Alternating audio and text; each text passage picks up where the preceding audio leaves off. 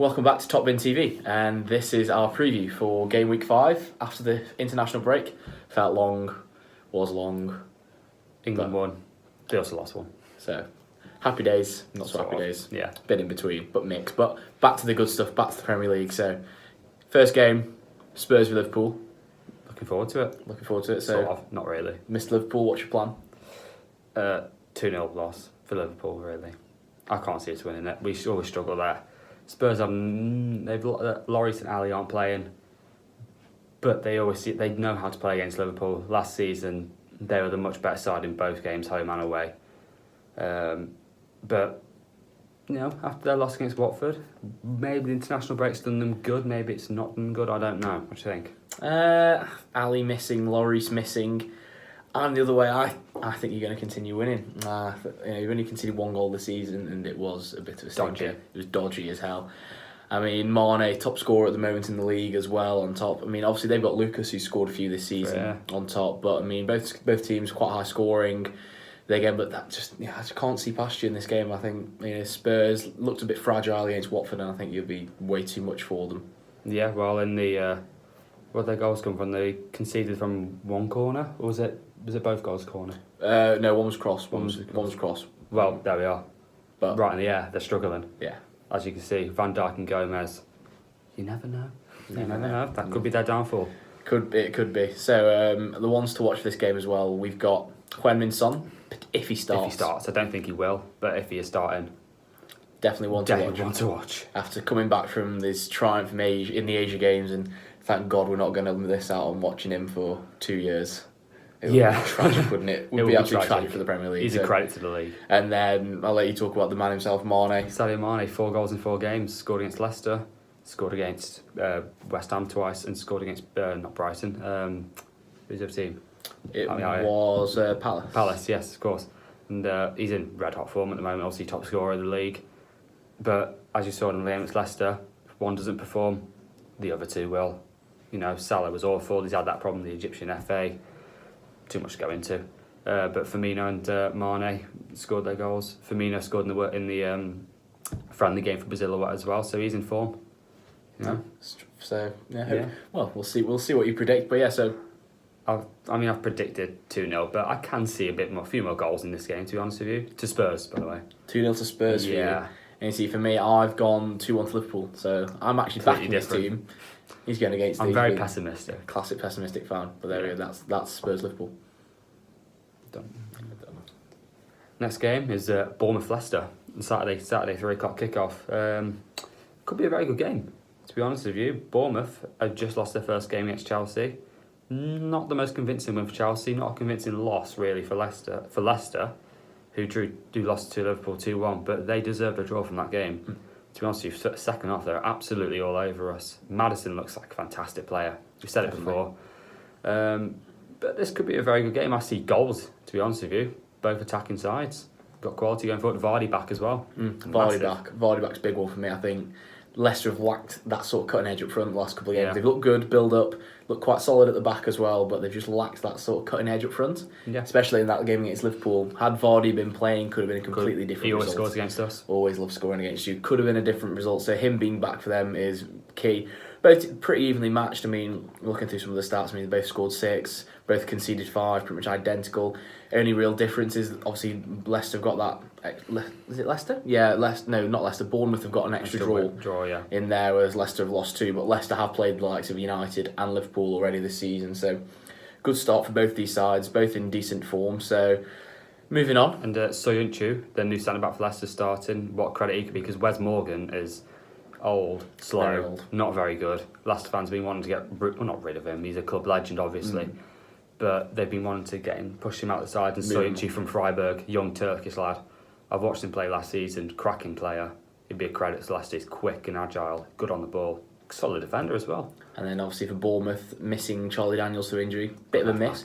But then again, they brought in the new lad, they brought Rico in, haven't they? So they've got Jefferson Lerma as well. And so they've got cover there now as well. And big thing to watch in this game for Bournemouth especially, I mean, they've already recovered 4 points from losing positions this season, and they're showing really good character early doors. They were down against West Ham and won. They were down in the game against Everton, came back 2-2. So you got to say they're showing a lot of fight and not going to be an easy game. And they don't look bad. And they look quite good. Yeah, they It's look like I quite said good. against Chelsea, they didn't. I reckon they deserve to lose, but not 2-0.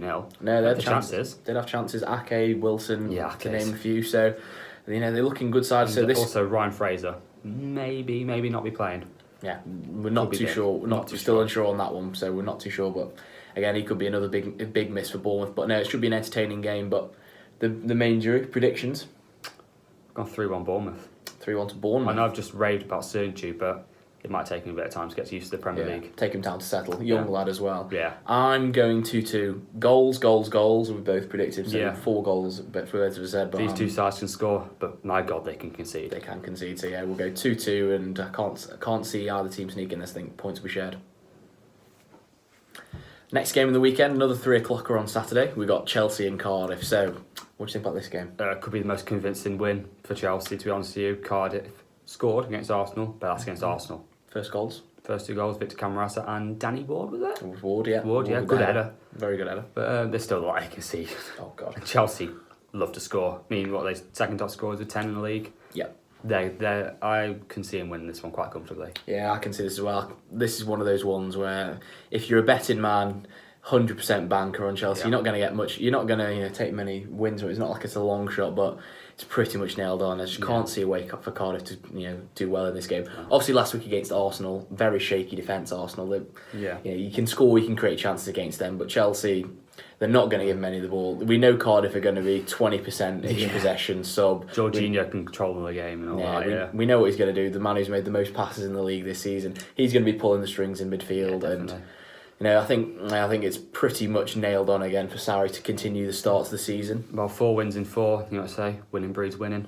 Winning breeds winning, and he's the 6th manager to win his first 4 Premier League games, if I'm not wrong. Yeah, surprising. In the Premier League, which is a bit of a surprise. 3 of them Chelsea once before: Mourinho, Hiddink, and Ancelotti.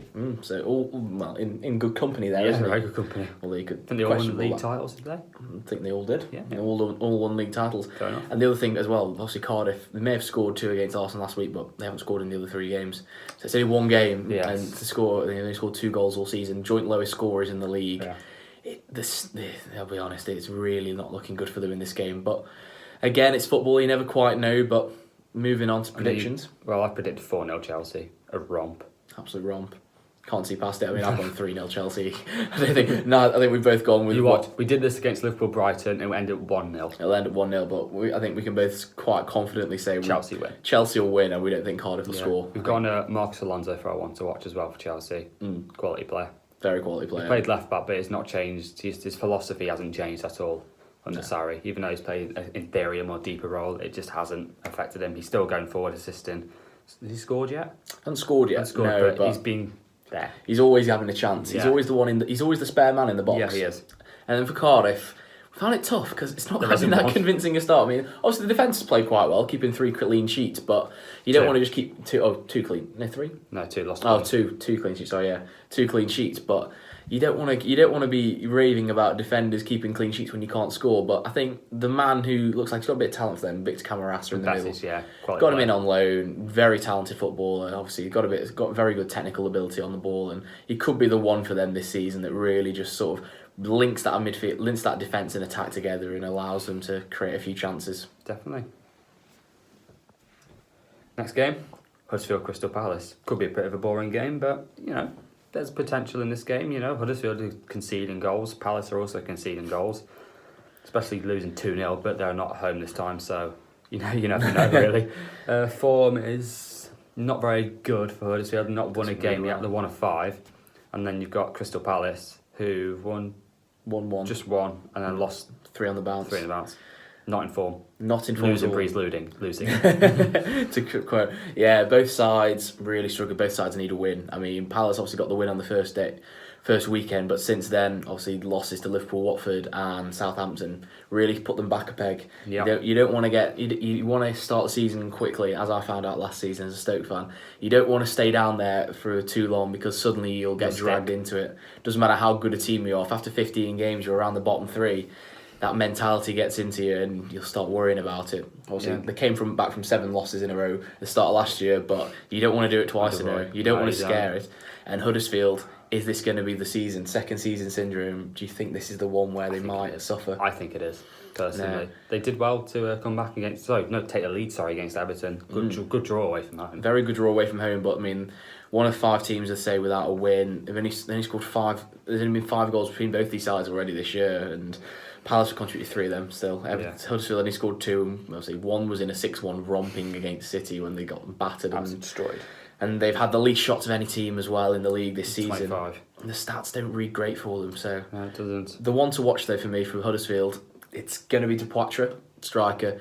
Big, bullish striker. I mean, we saw him live, didn't we, a couple of weeks ago against Stoke? And surprisingly mobile as well. Yeah, he is. Not slow. He threw himself about, and he knows where the goal is. And the way the form is at the moment in these 2 teams, it looks like it's going to be a set piece game. Definitely. It's going to be corners, free kicks. Who can get a one in a good area? And with his threat in the air, I think he's going to be the one for Huddersfield. If anyone's going to score, it's probably going to be him. Definitely, but we've gone for Wilfried Zaha, as I want to watch the Crystal Palace. He is that line wire for that team. When he doesn't play, Palace don't play. Very simple. He gets the ball and he creates everything for him. He's a fantastic footballer. It's a shame, really. He changed the Ivory Coast for his nationality. Could have been quite useful. Could be useful in the World Cup. You never know. Very useful. He's like a winger. So I predict 1-1 for this game. Only 5 goals between them, but they're conceding, and so I can see a 1-1 draw in here. It won't be a great game. Whatever the case. No, I agree. I don't think it's going to be a spectacle or anything, one to watch. But again, I've gone 2-0 Palace. I've gone just after watching Huddersfield live, and obviously with the threat of Zaha on the break. And even though he still hasn't scored, you just never know with that Benteke. You just never know. And I just feel like across the pitch, I think Palace have got a lot more quality. I feel like once Benteke gets one, then they could start rolling in. Exactly. Because he's getting in the areas, he's just not finishing well. So I think that Palace should just have too much for them, especially with the, across the pitch with the likes of Van Aanholt as well, overlapping from the width. MacArthur in the middle of the field. I think they've got just too much for Huddersfield. They missed Loftus-Cheek, I think. They do miss Loftus-Cheek. A bit of physicality in the midfield. That link as well. Very good dribbler, but I think they'll be alright, and I think this will be the one where they start bouncing back into winning form. Sorry, Huddersfield fans, I can't see you getting out of this one at the moment. Next game of the weekend, we've got the champions Man City against newly promoted Fulham.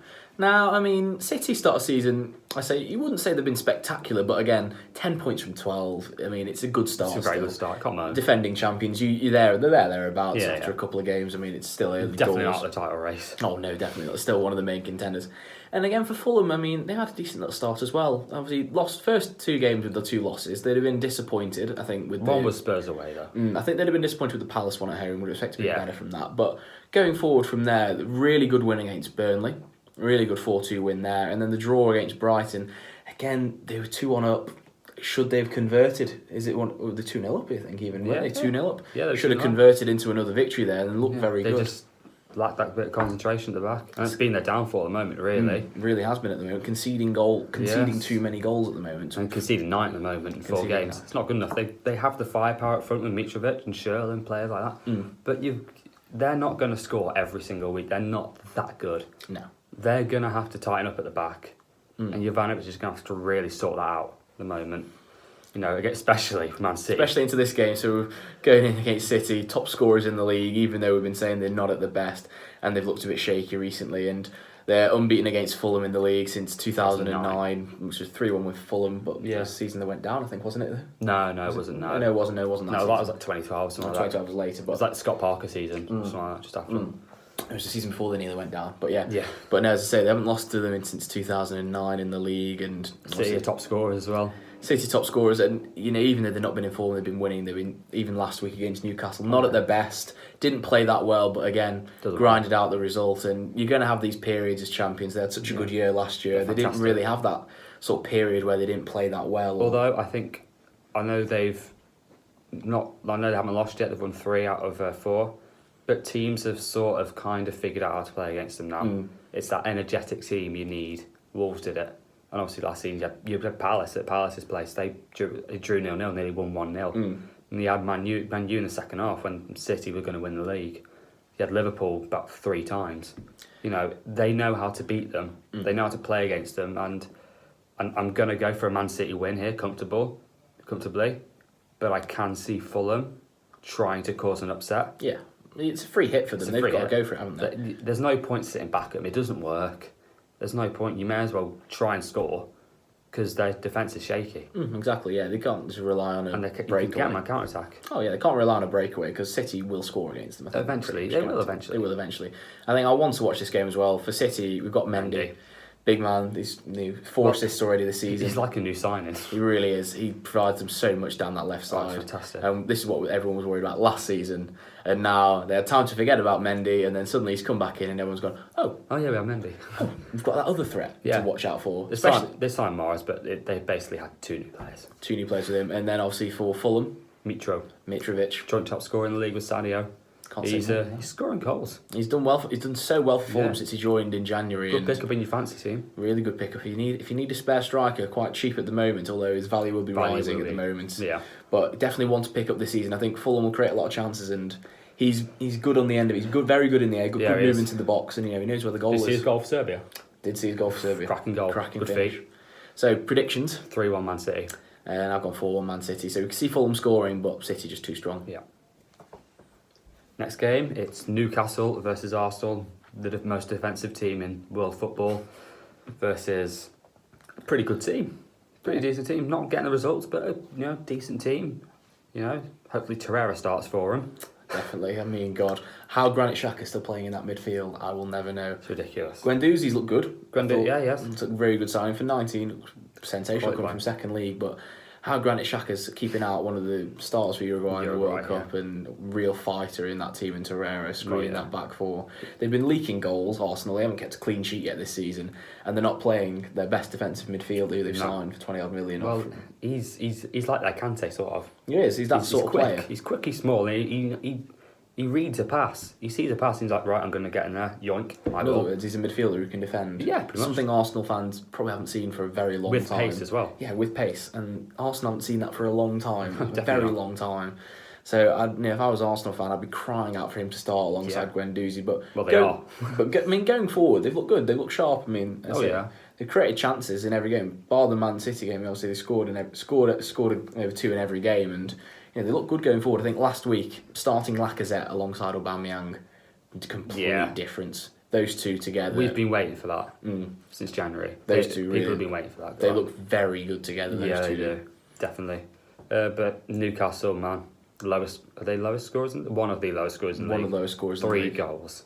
Only 3 so far, 3 and 4. And They're playing at home though, so will they play that really defensive football against Arsenal? What do you think? I think they will again. I'm not going to lie. I think He's going to stick to his guns. Rafa will look at this game and think, right, they only want to go forward. They're going to attack. Let's sit back and let's hit them on the break, as they have done against the other big teams. But they're more likely. I think they're more likely to create a few more chances. This against Arsenal team is the most. What's it called? It's the least defensive side out of all the teams they've come up against, quality wise. So I think, obviously, with Chelsea dominated the ball, City dominated the ball, Arsenal have a lot of the ball, but I think those two teams are a lot more secure at the back, you'd say. And I think looking at this, Rafa will be looking at this, we're going to get 2 or 3 chances here. We can stick these away on the break on 2v2, 3v3, which it probably will be.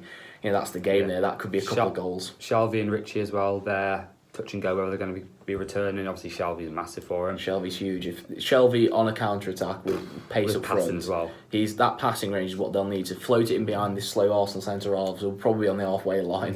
And Bellerin will be nowhere near being able to cover it. Yeah, you've got Yedlin as well in that overlap. He's performing at the moment. He is performing, but again, I want to watch. Isn't either of them, is it? No, of course it's not. Who is it? Solomon Rondon.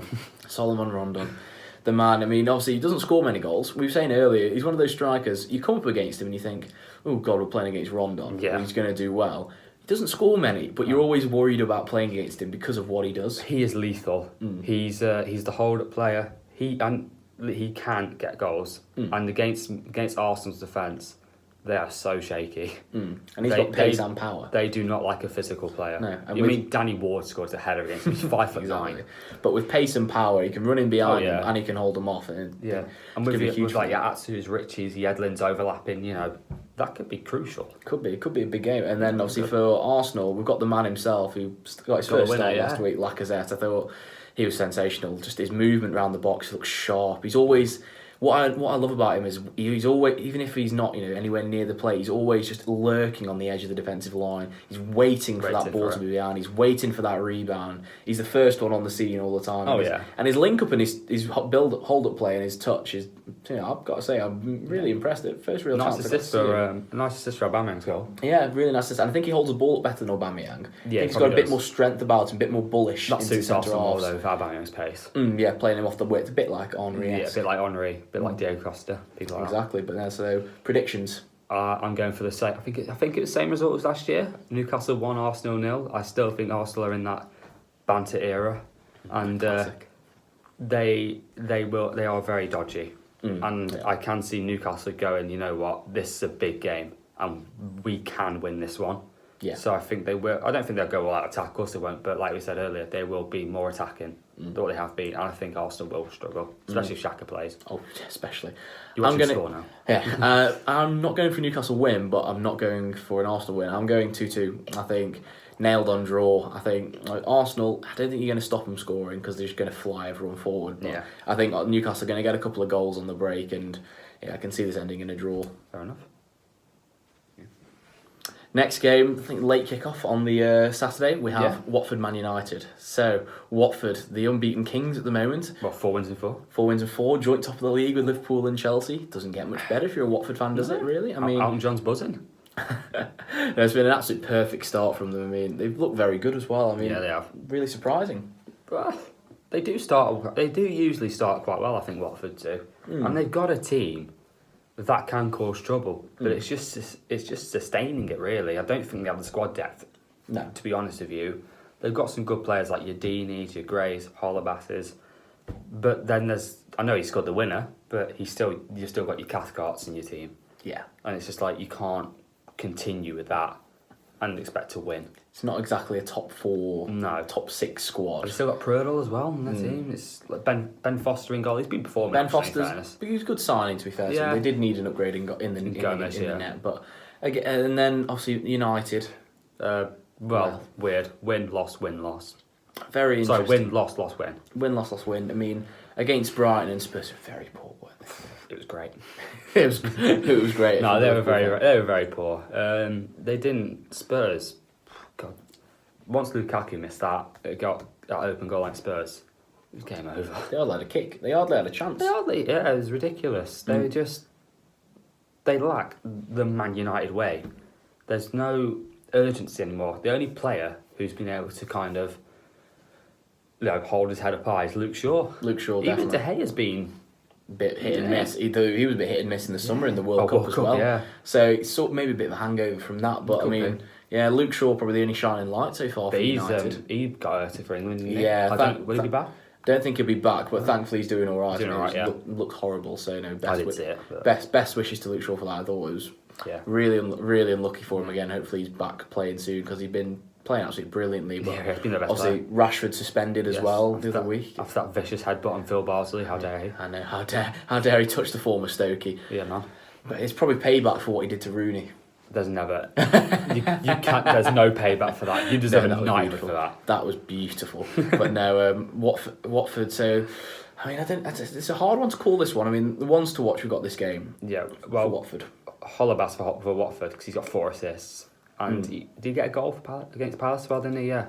So he's looking season well.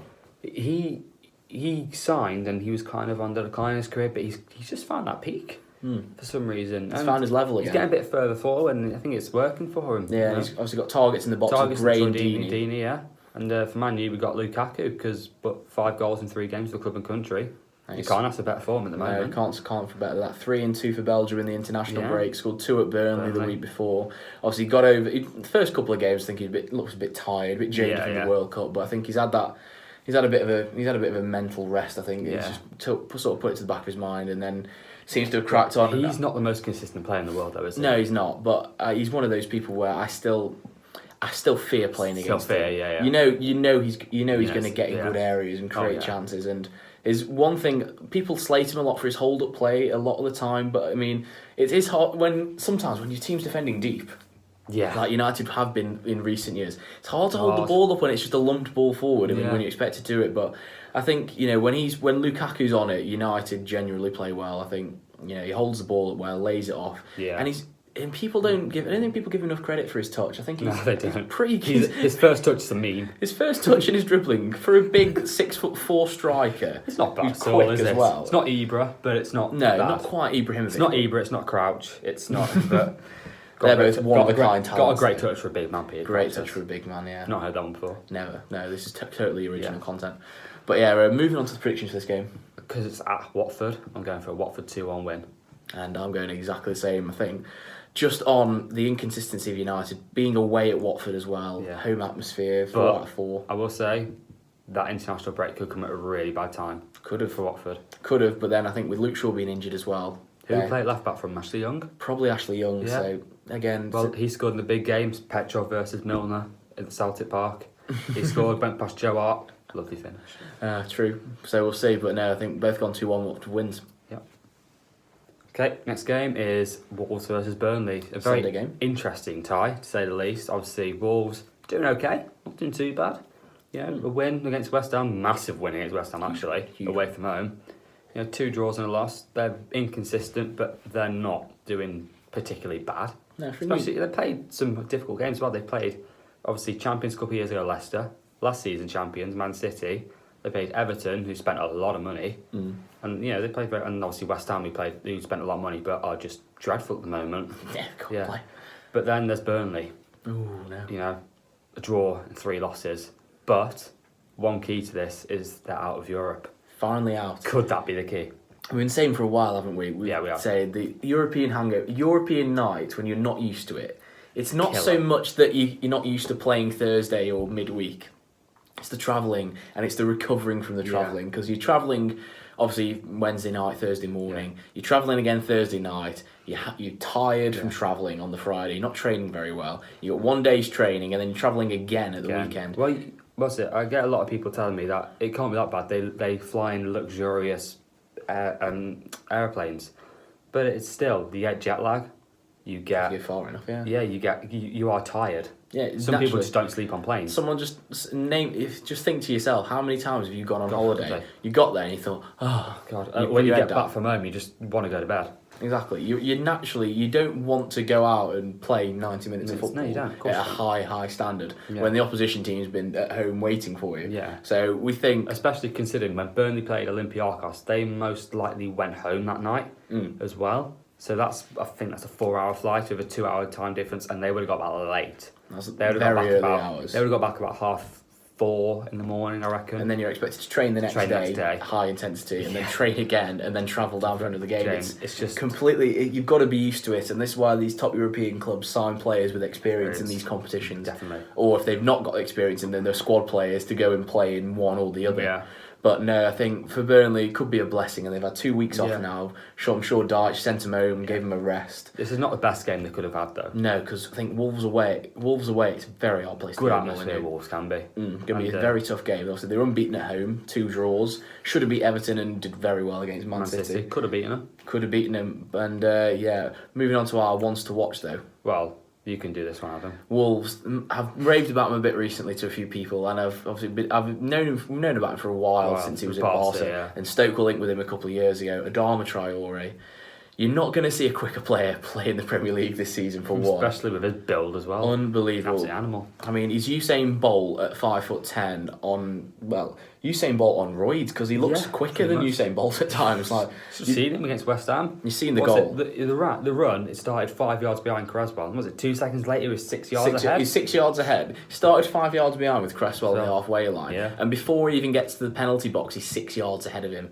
I mean, the pace is frightening. Yeah. And to top it off, he just happened to go through La Masia and, he's had all the training at Barcelona. yeah. And he's one of the best. I'm going to sound a bit rogue. Obviously, he's not a big name player yet, but I think he is the best dribbler in the Premier League. Well, statistically, he is. I don't think you'll find many better dribblers around the world. It's because he's so hard to stop because of it's just pace and strength. Pace and strength because you can't shoulder barge him off the ball because No, he'll you send you flying Yeah. and then he's just got the wherewithal and the talent to wriggle his way out of tight situations. And you watch him, you'd liken him to the top end players like Hazard in the way he just controls the ball in tight areas. And obviously he's buzzing right now. He's just beating West Ham, got the winning goal. First goal in the Premier League for him as well. Obviously, what's that again? 60 odd games. So obviously it's his end product. They've always said about him, it's his end product. I believe, I want to say it was Big Sam said it about him. He's the most frustrating player to manage. It's ridiculous because from 1 second he looks world class, and then next second looks like a Sunday League player. You think you're managing a brick-built Messi, and then suddenly you can't do anything when he gets to the byline or gets in the box. But hopefully for Wolves fans, that's improving. Under Nuno, you never know. And then for Burnley, we've gone for Chris Wood. Simply just they haven't been playing well. It's not easy to give them one, but the one thing Wolves don't have is I don't think they're very good in the air for defending. I mean, you saw the goal against Everton. They conceded one from Man City in the air. That was corner, yeah. Laporte. So Chris Wood or even Ashley Barnes or Sam Vokes, whoever, they're dangerous for Wolves. They've got Willy Bolly, but Cody's not big. Is it Bennett as well? They have at centre half. Not great, really. So we think that's the way in for them. That's their way in. I think that's probably the way it's going to be for Burnley. Goodmanson Cross, Wood goal to get Burnley out of the run. But moving on then, so predictions. I've gone for a 2-0 Wolves win. 2-0 Wolves win, comfortable home win. Yeah. And I've gone 1-0 Wolves win. I think they'll keep a lot of the ball. Be one of those sort of games where they just frustrate Burnley and then hit them on the break in the end and score a goal. Hit them on the break or finally break them down and score a goal and get the deserved win. So, moving on to Everton West Ham, the unbeaten side. Well, I say unbeaten, they've got 3 draws against a team that haven't got a point in the Premier League this season. Nope. West Ham United looked absolutely shocking against Wolves. They didn't look too bad against Arsenal, in fairness. I can't remember the game against Bournemouth off the top of my head. Liverpool, again, I've said it before, it was a 4-0 loss, but they didn't deserve a 4-0 loss. They had chances, they had half chances. They didn't look too bad. They looked like a goal could come. And I think this is the game where a goal comes because Everton have been conceding as well. Yeah, they have. They don't look great at the back. They seem all right going forward, but that was with Richarlison in mind. With Richarlison, but again, they got 3 draws, but against Wolves they were winning. They were 2-1 up. Huddersfield they came from behind again, but Bournemouth again they were 2-0 up. So they're going ahead in games and they can't seem to close them out. They haven't got the bottle at the moment. No, they haven't. And I'm sure Marco Silva will be disappointed with that because he could quite easily be sitting here saying, "Oh, we could have had 3 wins and a draw from the first 4 games and 10 points on the board." But no, instead Everton 6 points. But again, better than West Ham situation. No points definitely. And really not a good start. Only scored 2 goals all season.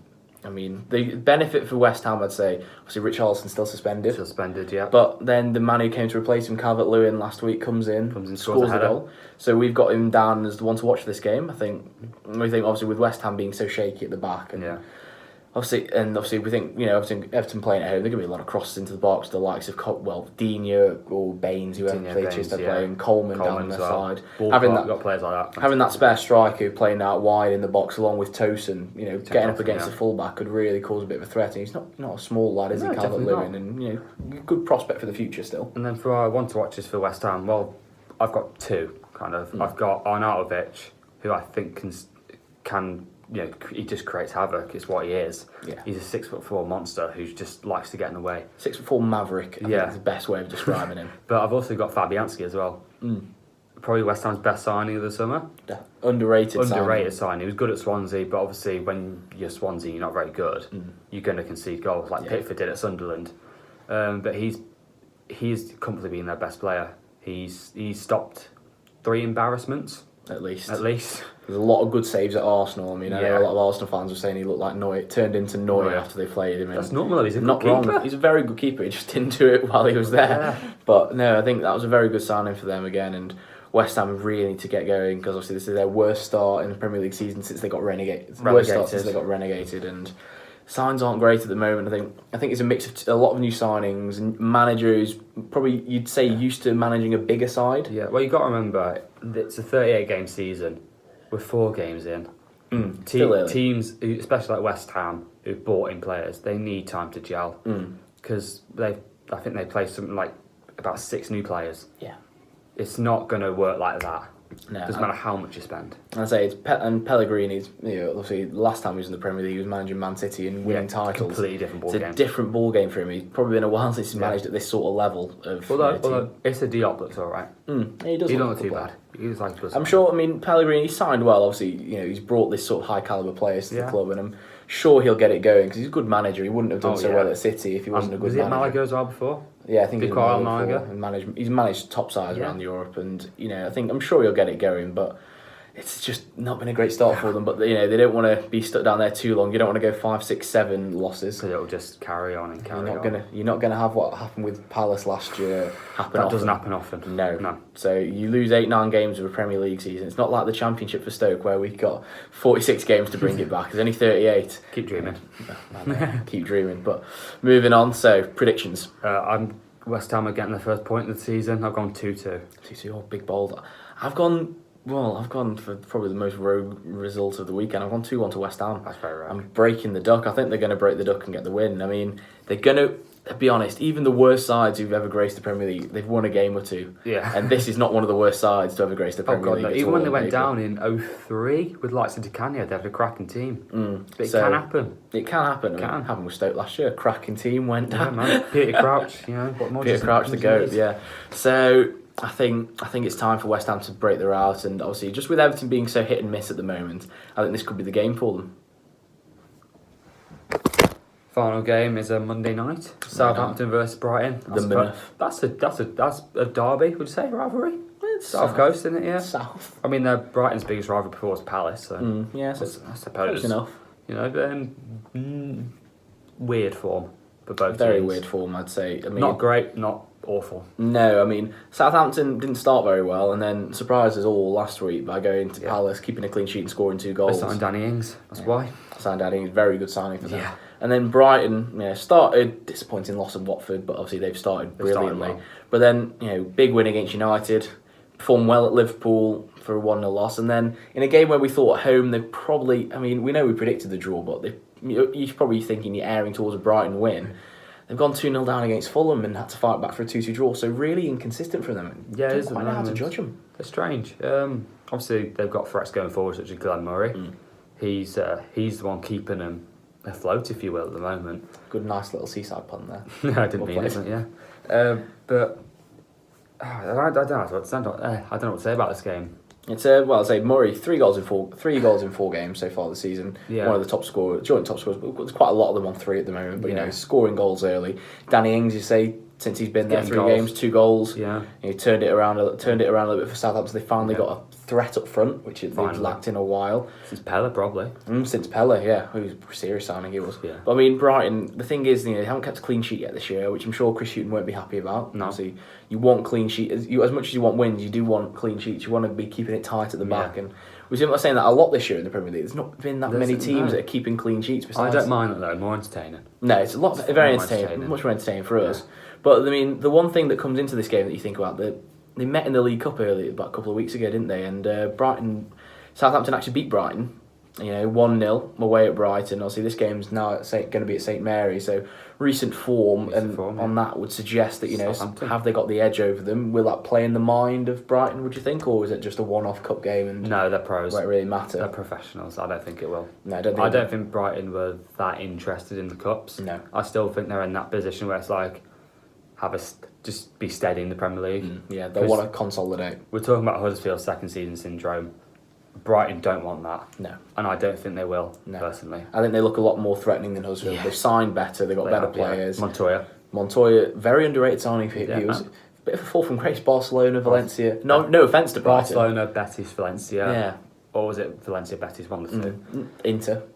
Oh yeah, been to Inter. Been at some very big clubs. So no offence to Brighton, but he's been to some very, very top sides across Europe, and to have him down at your club is a real big coup for them because he's much better than that Schlotto who played there last season. My God, watching him was a great comedy of errors. Well, they had Bruno beforehand, and Bruno as well. So club legend. Wants to watch this game. Danny Ings.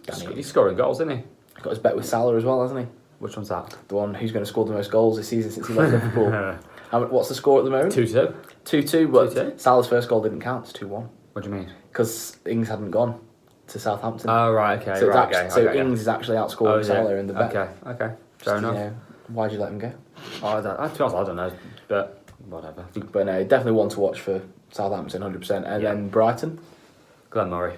Good Again, man. because he's scoring goals. your fantasy man. Yeah, man, I'm a fantasy man. Been picking up points. Got him in fantasy draft, haven't you? In our little league. Yes, I do. Which I'm top of, by the way. Can I just say that was a great signing? Glenn Murray. It was a good signing there. People, too many people slated you in our Slated chat me for that one. But no, if you look at the stats, I mean, I think they had it. I think that match of the days. But he's one of the top scorers. He's one of the top scorers in the Premier League. He's in top 10 since August of last season. Yeah, so you can't go past that for you a can't couple of million in fantasy. You can't say no. And obviously, he knows where the goal is. He's probably going to take penalties now after Gross's miss, isn't he? Yeah. But he's just always in the box. He's always a threat. It doesn't matter who he's playing against. He'll find a way of creating chances and getting in there, and that's what you want at that sort of level as a striker for a team like Brighton. Yeah. You want somebody who's always going to be creating chances. Doesn't have to score all of them, but as long as he's got the opportunity to, he'll win you more games than he'll lose. Yes. So my prediction for this is, to be honest, it's going to be a boring Monday Night Football. We've gone 1-1. 1-1. I don't know what else you're expecting from this game. I mean, as much as we like talking games up, again, I don't see it being that entertaining. Southampton, they haven't scored many goals this season. Apart from it's scored 2 against Palace, but then scored 1 against Everton, 1 against Leicester. And scored 4 goals all year. Started with a draw, 0-0 against Burnley first game, and I'm going exactly the same again. I'm going 0-0. I think it's going to be one of those games where you sat there on your Monday night watching it, thinking, "What have I just done for the last 2 hours of my life? Yeah, I could have done so much more." Yeah. Oh well. Yeah. That's my prediction. Hopefully I can get back and beat him.